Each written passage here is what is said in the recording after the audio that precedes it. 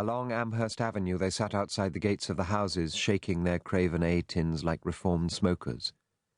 Many displayed lurid wounds and deformities, but no one noticed them that afternoon. Refugees from the towns and villages around Shanghai were pouring into the city. Wooden carts and rickshaws crowded Amherst Avenue, each loaded with a peasant family's entire possessions. Petty clerks pushed bicycles loaded with mattresses, charcoal stoves, and sacks of rice. A legless beggar, his thorax strapped into a huge leather shoe, swung himself along the road through the maze of wheels, a wooden dumbbell in each hand. When they reached the Great Western Road exit from the international settlement, they found a queue of cars on both sides of the checkpoint.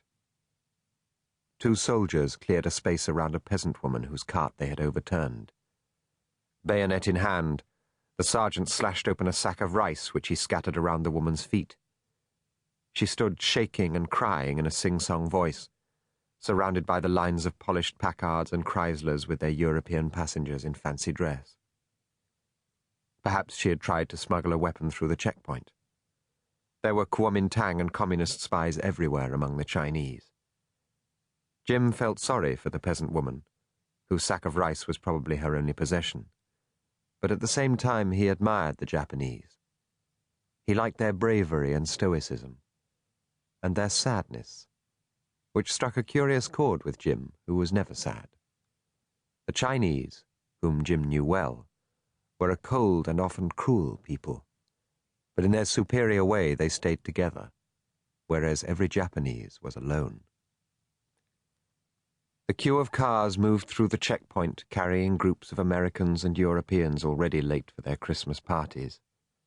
Yang edged the Packard to the barrier, whistling with fear. A Japanese soldier was running the bayonet of his rifle across the windshield, as if cutting an invisible web. Jim knew that he would next lean through the passenger windows, venting into the Packard's interior his tired breath, and that threatening scent given off by all Japanese soldiers. Everyone then sat still, as the slightest move would produce a short pause followed by violent retribution. The previous year, when he was 10, Jim had nearly given Yang a heart attack by pointing his metal Spitfire into the face of a Japanese corporal and chanting, "Rat-tat-tat-tat-tat."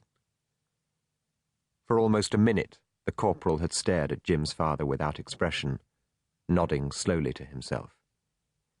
His father was physically a strong man, but Jim knew that it was the kind of strength that came from playing tennis. When they arrived at Dr. Lockwood's isolated house, Jim was relieved to find that the party was not going to be a success. There were only a dozen cars in the drive, and their chauffeurs were hard at work polishing the dust from the fenders, eager for a quick getaway.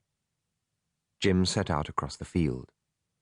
He climbed a wooden stile onto the floor of a dried-out rice paddy. Holding a balsa aircraft over his head, Jim ran along the floor of the paddy towards an iron building that stood on a ridge of higher ground 100 yards to the west.